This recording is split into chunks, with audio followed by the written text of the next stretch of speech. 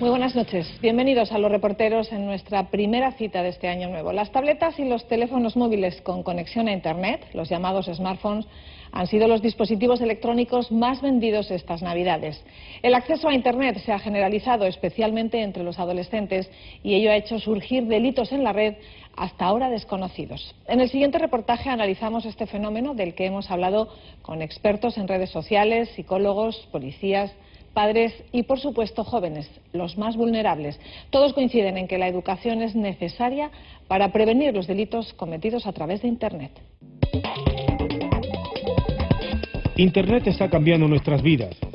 El espacio que encontramos en la red es inmenso, como las oportunidades que nos ofrece para relacionarnos, para el conocimiento, el intercambio de ideas, para lo bueno y para lo malo. Los adolescentes de hoy nacieron y han crecido en pleno apogeo de las redes sociales. Las viven con naturalidad, con entusiasmo, también con la ingenuidad propia de estas edades.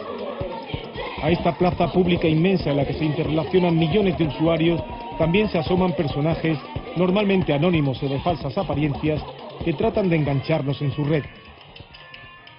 Los casos de acoso, chantaje, suplantación de identidad son frecuentes y evolucionan al ritmo que lo hace la tecnología. Los términos para este tipo de delitos también: sexting, grooming, ciberbullying. Tendremos que acostumbrarnos pronto a su pronunciación y a su significado para tratar de prevenirlos. El de la niña canadiense Amanda Todd ha sido uno de los recientes y tristes casos de acoso a una menor que ha tenido un final trágico, anunciado por ella misma a través de YouTube. Los medios de comunicación nos informan de ellos, pero pensamos que están lejos, aunque la realidad es que están muy cerca de nosotros.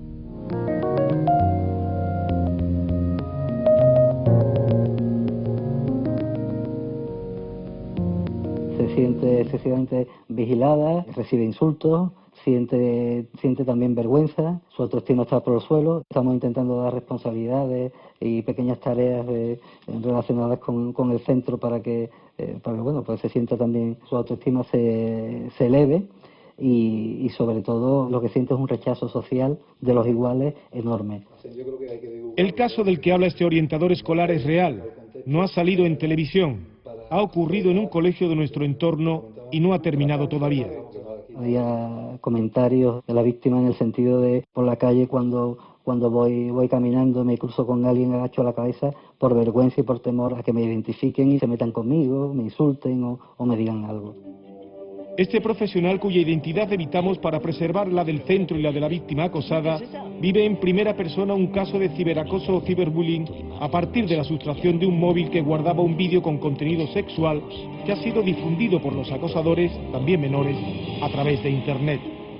Mi experiencia, en los últimos años se han incrementado las incidencias en los centros escolares con respecto a determinados conflictos relacionados con las redes sociales. No es nada frecuente el que las imágenes sean de índole sexual y tan íntima como es en el caso al que nos referimos. Ocurre que es demasiado fácil hacer daño a través de la red.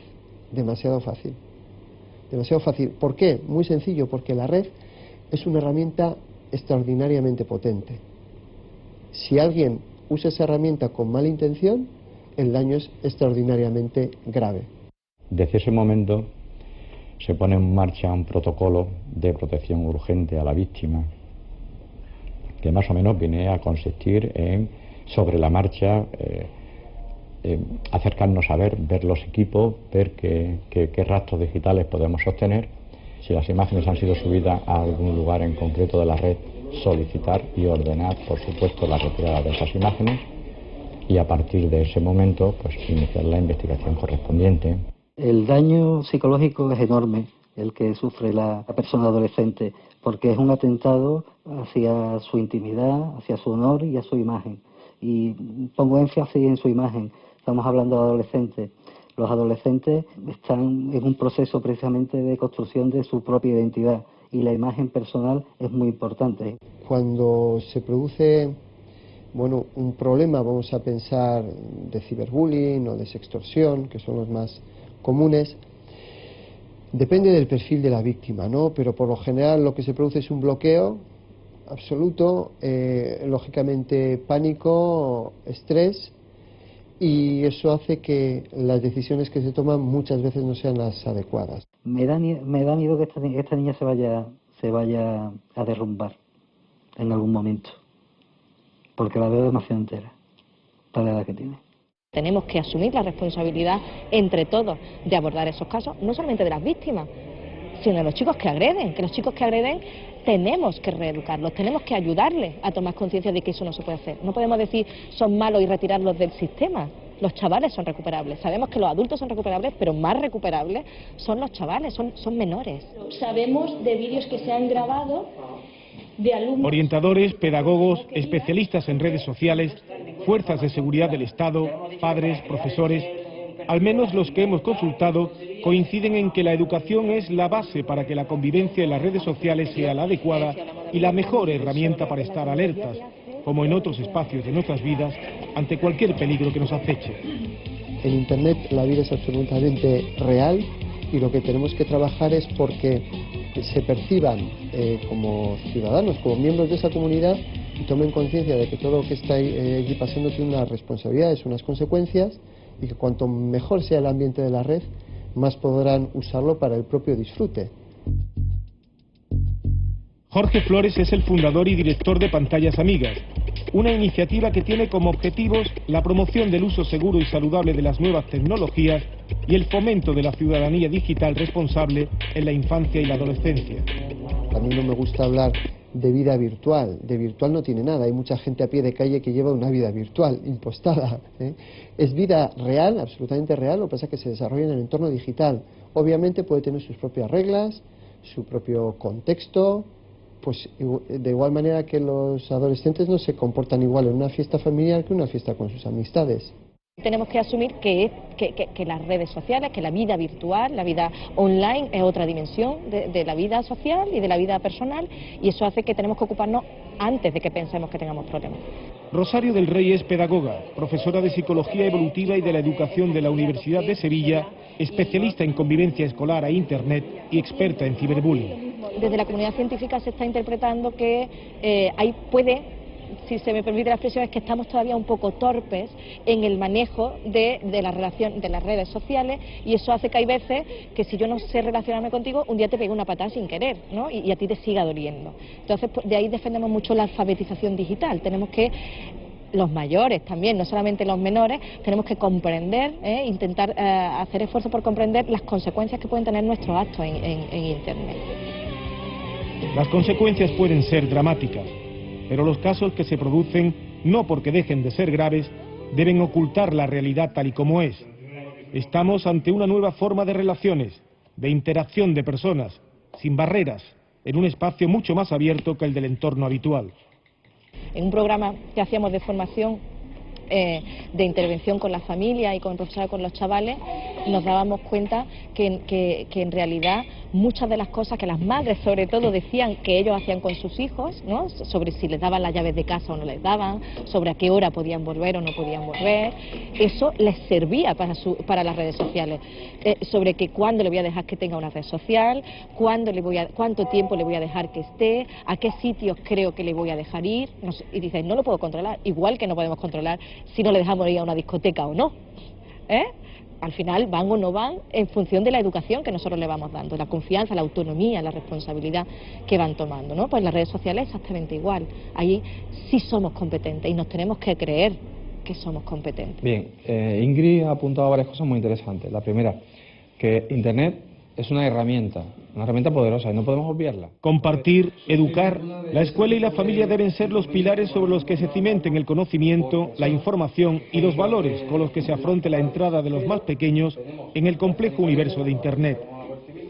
Curiosamente, a vuestras edades, el miedo o el pudor a que se sepa ciertas cosas de vosotros era una herramienta bastante poderosa para poderos esclavizar. El hecho de conseguir una foto físicamente tal y la amenaza de publicarla o de difundirla podía conseguir que bailares en la mano de este señor, ¿no? ¿A qué edad entraste? ¿Con 14? Con 11. A los 12. 11. Cuando estaba en primero de la ESO. Yo en quinto de primaria. Porque todo el mundo de mi clase ya tenía y yo era la única con 2 o 3 que no tenía. Se lo hicieron los 2 o 3 y dije, bueno. Poniendo que tenía Una edad falsa, con eso te lo admiten. ¿Pero cómo lo hacías? Porque, por ejemplo, te dicen de qué año eres y tú tienes que poner el año, si quieres, no vas a poner tampoco que tienes 20 y tantos años, pero puedes poner que tienes 14 y se lo creen. Tienen ahora entre 13 y 14 años y ya acumulan experiencia suficiente como consecuencia de situaciones de riesgo diversas vividas en primera persona o a través de conocidos. Yo tengo una amiga mía que me ha contado una historia de 2 amigos suyos, pero que aparte no es que sean amigos suyos, sino de vista que los conocen, que han tenido una relación, acabaron mal y como se estuvieron enviando fotos, pues el chaval como para pengarse o para ridiculizarla, pues difundió una foto de la chiquilla y la foto pues me ha llegado hasta mí. Hay veces que dice, soy amigo de no sé quién, y tú te lo crees. Entonces a mí me pasó una vez que me lo creí, lo acepté, y yo en plan hablando bien con él, que quién era, que lo conocía y todo eso. Y al final, no sé, que cómo cogió tanta confianza y al final un tío me acabó pidiendo fotos a mí, ¿sabes? Y hay gente que dice, hola, soy nueva en la ciudad, estoy solo, no tengo amigos, quiero conocer a gente. Sí, y dice, bueno, vale. Cuando eso dice, ay, qué pena, vamos a aceptarle a ver si podemos ser amigos suyos y eso y ayudarle. Pero cuando te lo envían otra vez y dices, no, eso no puede ser porque ya acepté la semana pasada a otro chaval, esto no me lo creo. Las principales reportes de conductas inapropiadas las tenemos en la red social respecto a, por ejemplo, fotos en las que los usuarios no han dado su consentimiento para figurar en las mismas, algunas suplantaciones de identidad, algunas pérdidas de contraseña. Esos son más o menos los reportes que tenemos en la parte de la social. Por la parte de lo que son denuncias policiales o judiciales, puede haber casos de amenazas, de coacciones, pero como te decía antes, insisto, es un tema menor o es un tema muy excepcional, sino que la regla general es que han bajado las denuncias en Twenty un 52% respecto al año pasado y en general lo que hemos hecho es garantizar la protección de los usuarios por igual. Twenty es un espacio en el que habitan y conviven millones de personas. Es el lugar preferido por nuestros adolescentes, que encuentran en esta red una estética y herramientas que estiman adecuadas para sus relaciones. Hablamos de una empresa española creada en 2006 que permite al usuario crear su propio perfil, añadir amigos e intercambiar mensajes, fotos, vídeos, páginas o eventos. Twenty tiene 15 millones de usuarios registrados en este momento. De ellos tenemos en torno a 9-10 millones de usuarios activos, es decir, que participan de manera activa, frecuente en la plataforma. De ellos 6,5 millones están accediendo a través de aplicaciones móviles. Y en cuanto al perfil, pues el porcentaje de hombres y mujeres es prácticamente idéntico. Tenemos el 75% de nuestros usuarios tienen más de 18 años. La privacidad es el caballo de batalla, la piedra angular sobre el que debe descansar la estructura de comportamiento. Pero con independencia del nivel de compromiso de las diferentes plataformas en este apartado, la actividad en la red es frenética, si nos atenemos a los datos. Todos los días tenemos 400 millones de mensajes de chat al día. Tenemos fotos que se suben en torno a 3-4 millones de fotos al día que se suben en la plataforma. Estamos hablando de millones de conversaciones, millones de usuarios, millones de contenidos, de fotos, y de todo eso la verdad es que el número de incidencias es muy bajo. Hola, buenos días. Buenos días. ¿Cómo va el tema de la agresor de Twenty? Pues hemos localizado a los padres de 3 de las víctimas, ¿de acuerdo? Y efectivamente había uno que había realizado el intercambio de fotos, entonces le hemos dicho que tienen que poner la correspondiente denuncia. Internet es una herramienta muy útil siempre y cuando sepas utilizarla. Entonces sí que damos charlas orientadas para prevenir tanto el sexting, el grooming, el ciberbullying, y a los padres también les comunicamos e intentamos que se integren con los hijos, que compartan esa actividad de navegar en Internet y conocer y explorar Internet. El sexting, que sería el envío de fotografías comprometidos a terceros sin su consentimiento. Cuando me refiero a fotografías comprometidas son de índole sexual, ¿vale?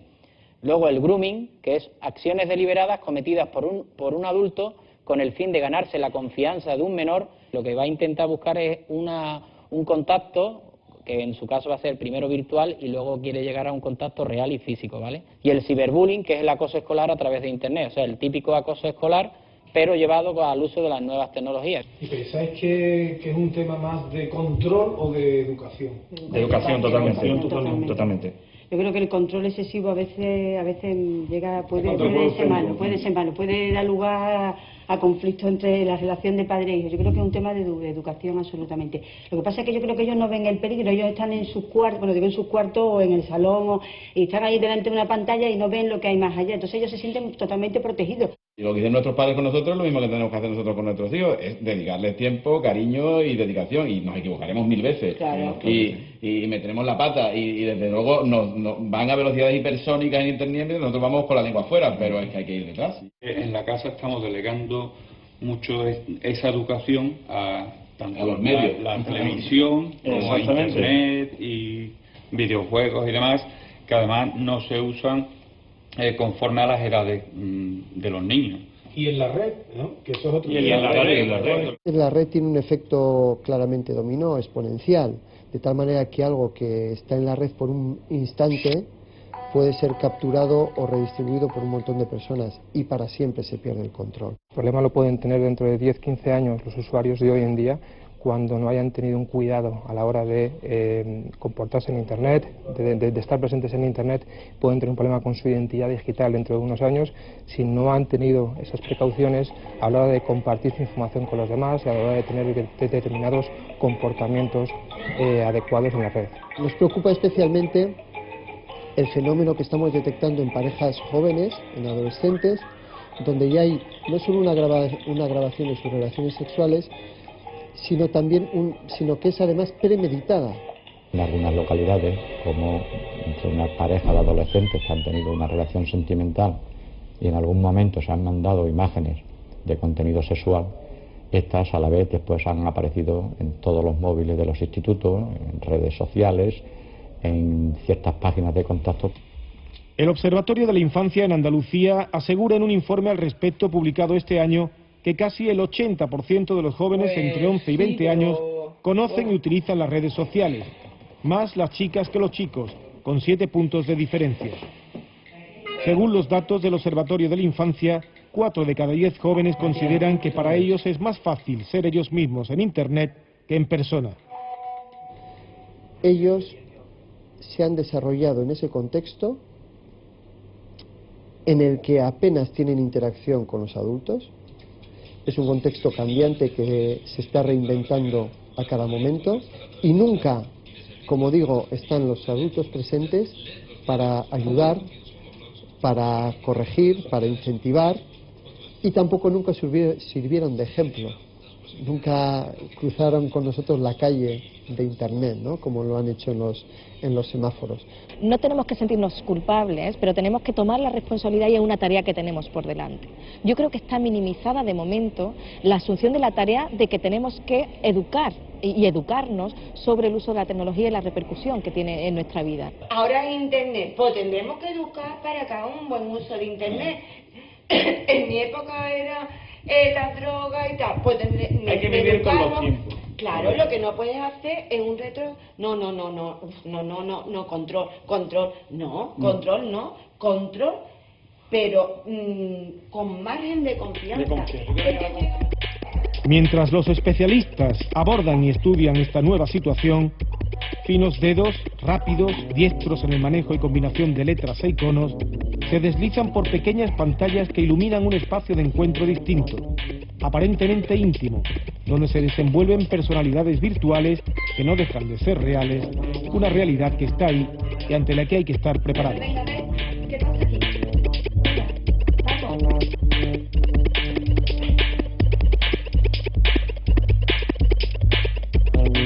El acoso en la red no es más que uno de los problemas a los que la sociedad actual tiene que hacer frente. Se trata de una inquietud nueva que incorporamos a la larga lista de planteamientos existenciales que el ser humano aborda desde el principio de los tiempos.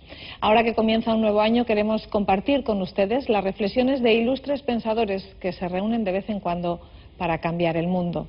En el tercer Congreso de Mentes Brillantes, celebrado hace unas semanas y en el que colabora Canal Sur, pudimos entrevistar a expertos de dentro y fuera de nuestro país que aportan ideas a nuestros debates cotidianos. ¿Está el alma en el cerebro ¿Somos lo que pensamos? Las emociones, el pensamiento, los misterios del cerebro. Y una de las preguntas que más nos come por dentro es ¿quiénes somos y de dónde venimos? ¿Hacia dónde vamos? ¿Dónde estamos? ¿Y dónde va el siglo en el que nos encontramos? Pasado, presente y futuro. Las grandes preguntas del ser humano. ¿Cuántos de ustedes han tenido una infancia donde divertirse, atreverse, tener metas y esforzarse existía? ¿Muchos? Creatividad, ciencia, economía, educación, temas para un congreso que cada año reúne a especialistas en las más diversas materias, mentes brillantes de todo el mundo. ¿Por qué el sistema educativo no está participando de la gran revolución de la mente humana? ¿Qué pasaría si a los niños de verdad les enseñáramos, aparte de matemáticas, físicas, a pensar como científicos en lugar de abogados? ¿Por qué hablar de ética? ¿Cómo es que nos podemos reunir acá 1.800 personas en el centro de Madrid en un mundo que se cae a pedazos y no hablar de ética? Una época de incertidumbre y cambios, un foro de debate y reflexión, un espacio para las ideas.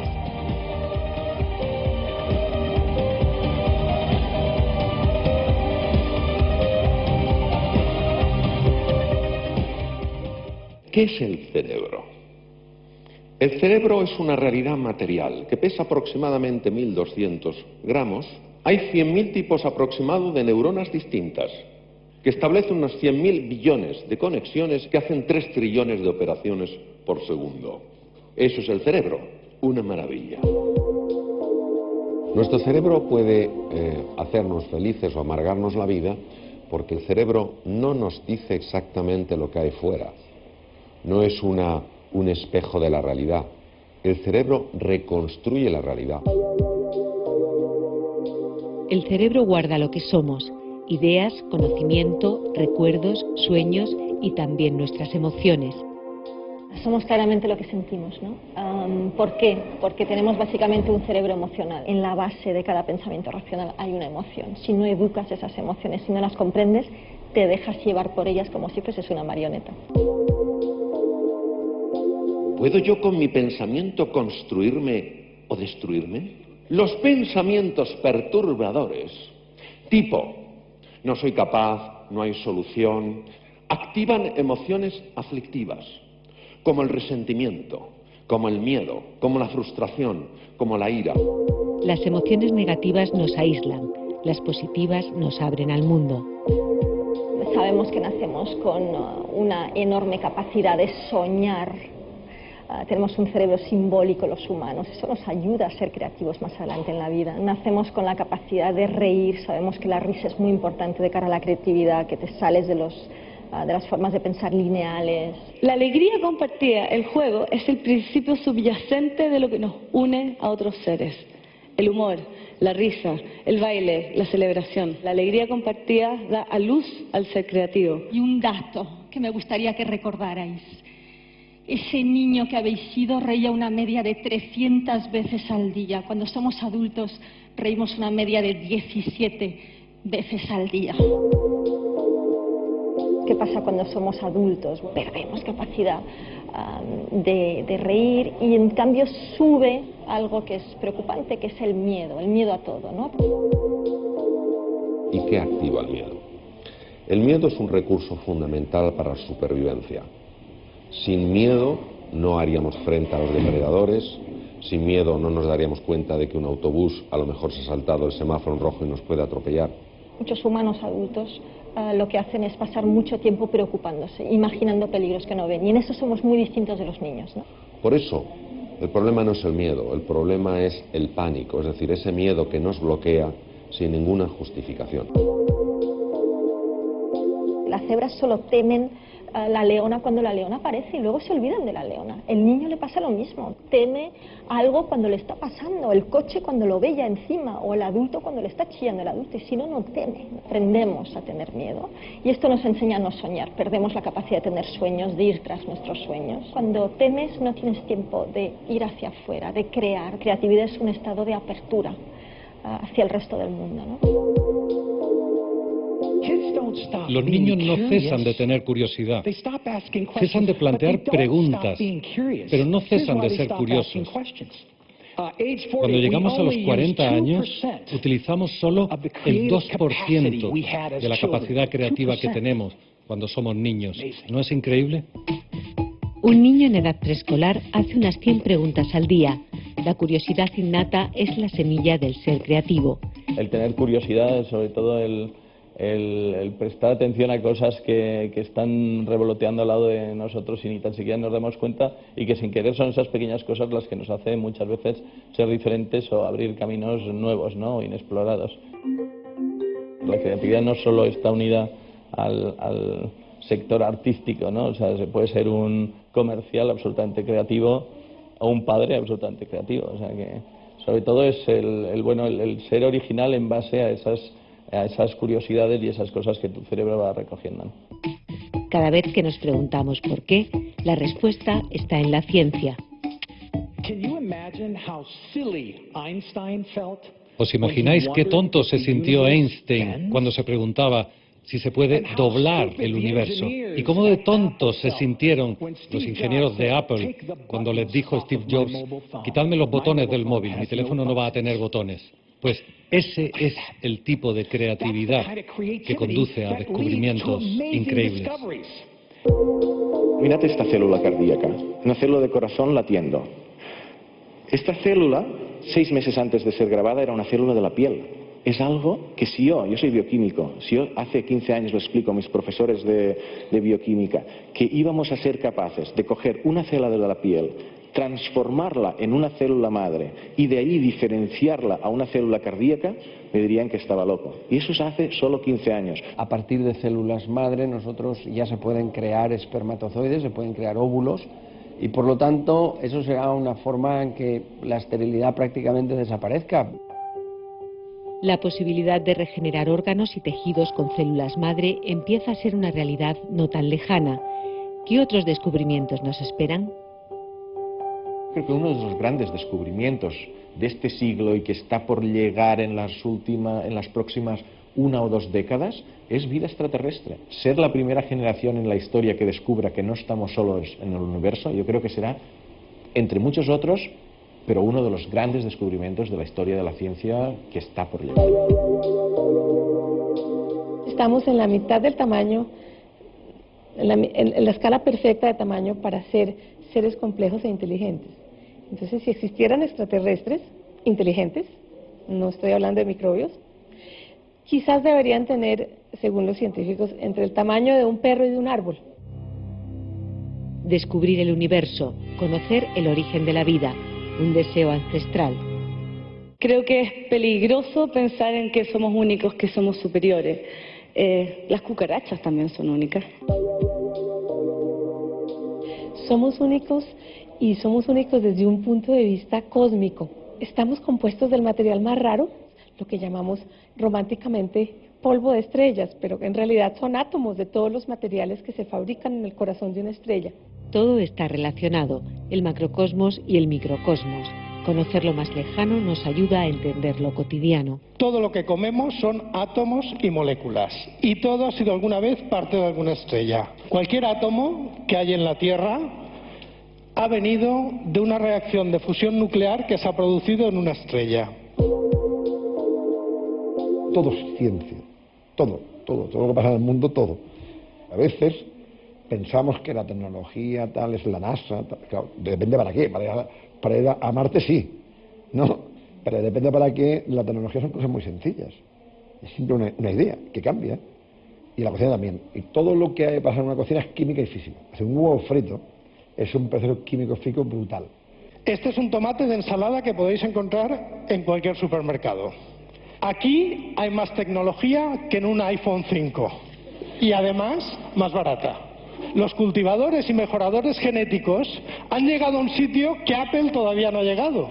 No solamente desarrollar tecnología, sino hacerla asequible para el gran público. Vivimos rodeados de tecnología y avances científicos, pero seguimos sin resolver los grandes problemas del mundo. Primer escándalo ético. El mundo hoy puede producir, con el desarrollo científico y tecnológico, alimentos para 10.000 millones de personas. Viven en el planeta 7.000 millones de personas. ¿Saben cuántos niños mueren por hambre simplemente? Por desnutrición y por falta de agua potable. 10.000 niños por día. A un científico le dices el hambre en el mundo y te dice, esto es un problema solucionable. A alguna otra persona dices, esto es muy complicado, y el científico te dice, oye, esto al final tiene una parte técnica que se puede solucionar. El problema que tenemos es que hay demasiada población, es decir, hay que limitar como sea la población, pero ya que tenemos la población, el problema es darles de comer a todos y que sea de la forma más respetuosa como el medio ambiente. Entonces, la alternativa ecológica tiene un problema de base, que es que baja mucho el rendimiento.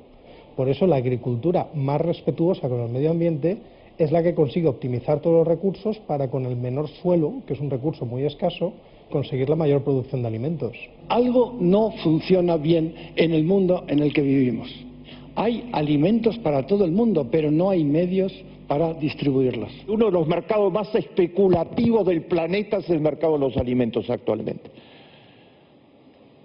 Los fondos buitres y los inversores piratas que hundieron a Wall Street en el año 2008 y 2009 y precipitaron la crisis mundial en la que estamos todos actualmente, todos los días deciden si los niños africanos comen o no comen, porque hacen subir artificialmente los precios de los alimentos para obtener ganancias y los alejan cada vez más de las posibilidades adquisitivas de los pobres del mundo. Estamos en el momento de la historia donde las desigualdades son las mayores que haya conocido el género humano. Y no solo en el tercer mundo. En Europa, la crisis y el desempleo ha situado a 1 de cada 4 ciudadanos en riesgo de pobreza o exclusión social. ¿Qué está pasando con la economía? ¿Por qué tanta insensibilidad? Es una mentira que el estado de bienestar es el que ha conducido a esta situación. Es al revés. De los economistas ortodoxos, cuando planean sus políticas, deberían tener en cuenta que no son indoloras. Están poniendo en riesgo la vida de la gente y están poniendo en riesgo las familias. Cuando las personas están desempleadas por periodos extensos, las personas entran en desesperación, pierden la autoestima, se sienten excluidas totalmente de la sociedad, se sienten miserables, se autoculpan con frecuencia, como que ellos son los fracasados. Un aumento de 1 punto en la tasa de desempleo genera un aumento de 1 punto en la tasa de suicidios. Estamos construyendo sociedades muy enfermas con esas tasas de escándalos éticos. Yo creo que estamos llegando a un punto de inflexión en el cual estamos preguntándonos quiénes somos como seres humanos y en verdad necesitamos un nuevo paradigma. ¿Hacia dónde va nuestra sociedad? Siempre hemos mirado al pasado para entender nuestro presente. En el árbol de la evolución, nuestros primos más cercanos tienen sociedades muy diferentes. Los chimpancés los conocemos bastante bien, sobre todo sabemos de su violencia. Los bonobos son nuestros primos olvidados, es el otro lado de la familia. Y la verdad es que son bien distintos. Son pacíficos, son tolerantes, son lúdicos. Es una solución al problema de la vida bastante, radicalmente distinta a la que encontraron los chimpancés. Compartimos con chimpancés y bonobos el 98% de nuestro genoma. ¿A quién nos parecemos más? ¿Cuál es la verdadera naturaleza del ser humano? Los bonobos son el lado de la familia que hacen el amor, no la guerra. Las coaliciones entre hembras, como las hembras que no están emparentadas entre sí, forman lazos y coaliciones, es fundamental a la estructuración de la comunidad de los bonobos. Los chimpancés resuelven asuntos de sexo con poder. Los bonobos resuelven asuntos de poder con sexo. De la misma manera que nosotros hablamos, ellos tienen sexo. Y como el sexo libera endorfinas y te permite crear lazos, hasta el momento no hemos visto asesinatos, infanticidios, canibalismo, qué sé yo, que sí hemos visto en chimpancés y sobre todo en humanos. 6 millones de años nos separan de ese ancestro común que un día compartimos.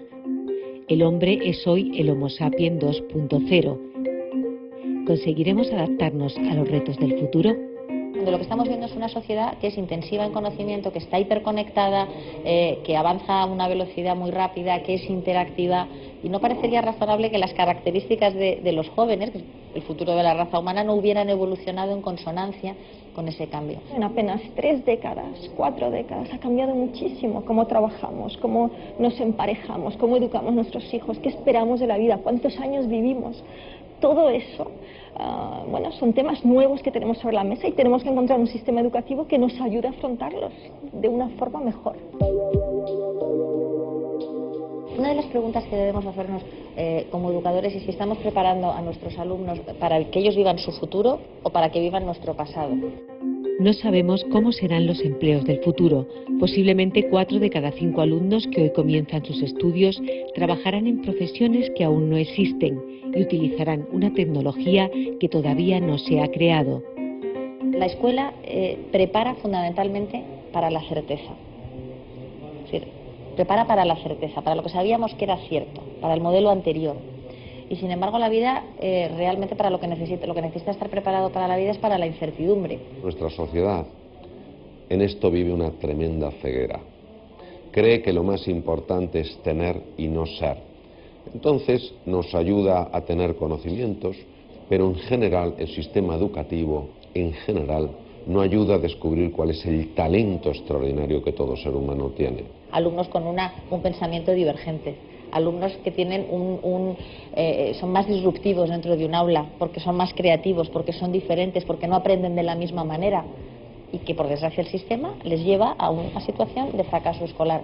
Y ahí tenemos a los emprendedores, a los creativos, a los innovadores, y el sistema los está perdiendo. No puede ser un gran memorizador de conceptos y un gran creativo a la vez. Hay niños que aprenderán matemáticas memorizándolas y hay niños que aprenderán matemáticas jugando a fútbol. Tenemos que adaptarnos a sus necesidades, no al revés. Es importante que cambiemos la cultura del esfuerzo por la cultura de la motivación. Tenemos que crear hogares, escuelas y sociedades donde pese muchísimo más la alegría y la curiosidad frente al miedo y a la tristeza. La mente se parece mucho a un paracaídas, funciona mejor cuando está abierta. Si yo no tengo un sueño, si yo no tengo un proyecto, aunque sea un niño con un techo por encima de la cabeza, me sentiré vacío porque no sabré de qué sirve mi vida.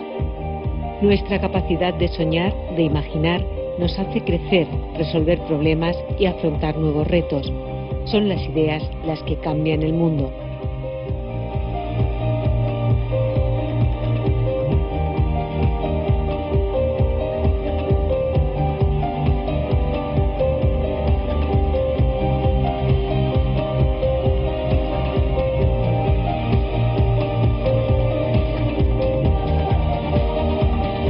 Ideas para cambiar el mundo y para terminar el programa de hoy. Les recuerdo que pueden ver nuestros reportajes en la web de Canal Sur y que volvemos la semana que viene. Hasta entonces, gracias y muy buenas noches.